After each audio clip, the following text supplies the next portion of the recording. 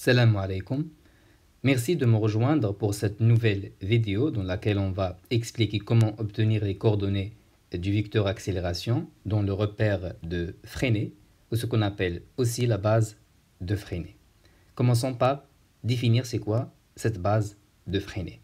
Alors le repère de Freinet, c'est un repère local qui permet d'étudier facilement les mouvements circulaires ou elliptiques. Ça veut dire que si vous avez un objet qui est en mouvement et qu'il décrit une trajectoire circulaire, à ce moment-là, il vaut mieux utiliser le repère de Freinet pour décrire ce mouvement circulaire. Ça veut dire pas qu'on ne peut pas utiliser le repère cartésien, mais ça veut dire tout simplement qu'il est plus facile d'utiliser la base de Freinet pour décrire le mouvement circulaire. Et le mot-clé ici, c'est le repère local. Donc, c'est la chose qui différencie le repère de Freinet du repère cartésien. C'est ce repère local. Ça veut dire quoi un repère local?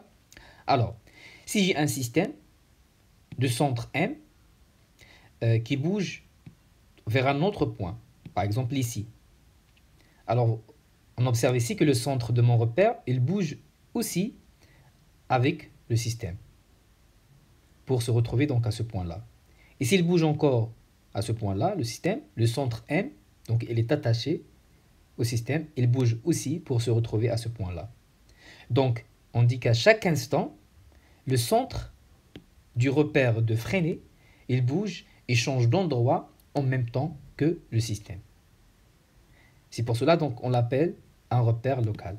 Donc, le repère de Freinet est un repère mobile lié au mouvement du point mobile M. Ça veut dire qu'il est aussi en mouvement lorsque le point M est en mouvement.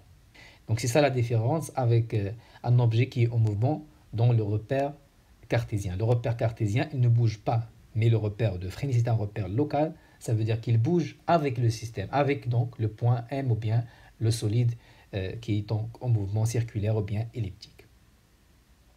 Et comme nous l'avons vu dans le repère cartésien, on associe toujours des vecteurs unitaires à un système de coordonnées. D'accord? Et les vecteurs unitaires donc associés à la base de Freinet sont deux vecteurs. Nous avons un vecteur qu'on note par U. Donc c'est un vecteur qui est tangent à la trajectoire et orienté dans le sens de la trajectoire. Ça veut dire le sens du mouvement. Donc on va la représenter ici. Alors considérons un point M qui a cette trajectoire-là. Et le sens du mouvement, c'est de gauche vers la droite. À ce moment-là, je vais représenter le vecteur unitaire U comme ce vecteur-là. Donc, il est tangent à la trajectoire et est orienté dans le sens de la trajectoire, le sens du mouvement, d'accord? De gauche vers la droite. Pour le deuxième vecteur associé au repère de Freinet, donc c'est le vecteur normal, le vecteur unitaire normal, donc noté par N, il est normal à la trajectoire. Ça veut dire qu'il est perpendiculaire à U.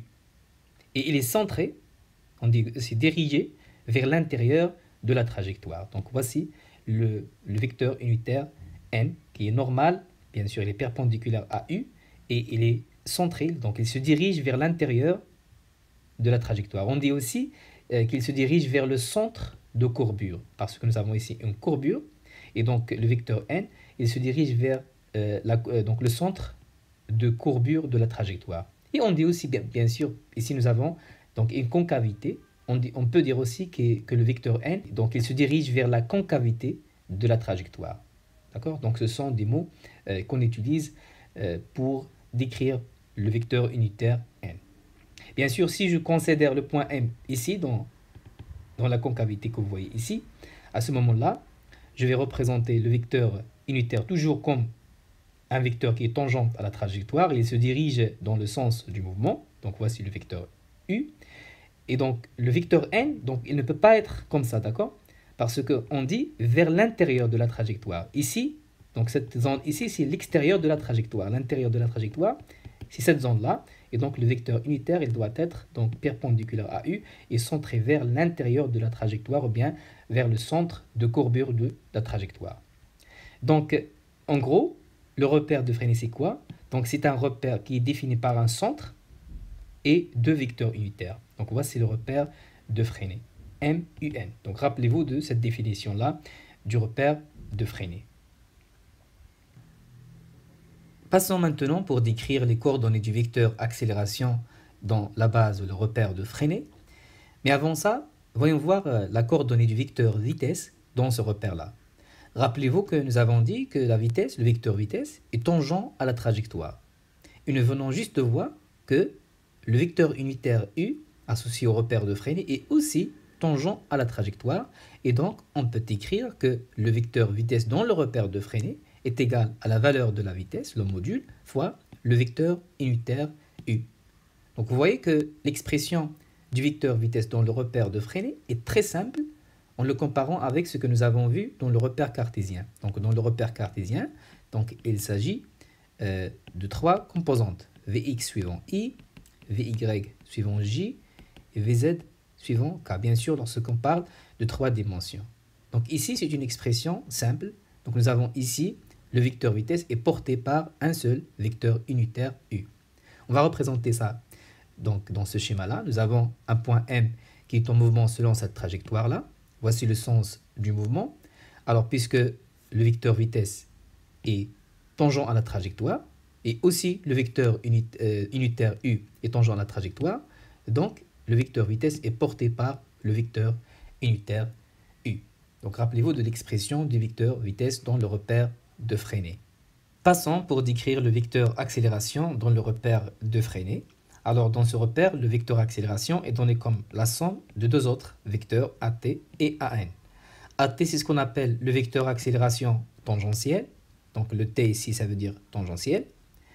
Et donc, puisque ce vecteur accélération tangentiel est tangent à la trajectoire, ça veut dire qu'il est porté par le même axe que porte le vecteur unitaire U. Et donc, son expression est donnée par cette formule-là. Donc, c'est AT fois U.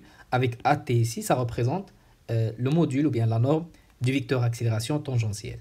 Son expression, c'est la même expression que nous avons vue dans le cas du repère cartésien. L'accélération, c'est la dérivée par rapport au temps de la vitesse. Donc la norme ici du vecteur accélération tangentiel est donnée par la dérivée par rapport au temps de la vitesse. Pour AN, donc c'est ce qu'on appelle le vecteur accélération normale. Donc elle est normale à la trajectoire ou bien elle est normale au vecteur accélération tangentiel. Donc, puisqu'il est normal à la trajectoire, et donc il est porté par le même axe qui porte le vecteur normal n. Et donc, son expression est donnée par cette formule-là. Avec AN ici, il représente la norme, ou bien le module du vecteur accélération normale. Son expression est donnée par le rapport entre la vitesse au carré, donc la valeur de la vitesse au carré, divisé par donc ρ, qui est ce qu'on appelle le rayon de la courbure. Donc, le rayon de cette courbure-là.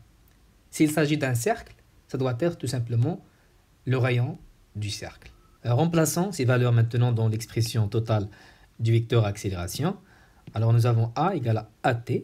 AT, c'est la norme du vecteur accélération tangentielle fois U. Avec donc AT, c'est d de V sur dt. Donc la première expression, c'est d de V sur dt suivant U. Pour AN, donc c'est la norme fois le vecteur normal n. La norme, c'est V carré sur ρ, donc suivant n. Donc voici l'expression totale du vecteur accélération dans le repère de freinée. Donc cette formule-là à retenir. On ne va pas vous demander d'où vient l'expression de la norme du vecteur accélération normale, mais il faut tout simplement retenir et mémoriser cette équation-là. Alors représente maintenant ces vecteurs dans un schéma. Prenons une trajectoire quelconque avec ce sens du mouvement, donc le sens d'un point M par exemple. Alors, pour le vecteur accélération tangentielle, nous avons dit qu'il est tangent à la trajectoire, donc il est représenté par ce vecteur-là qui est porté par le vecteur unitaire U.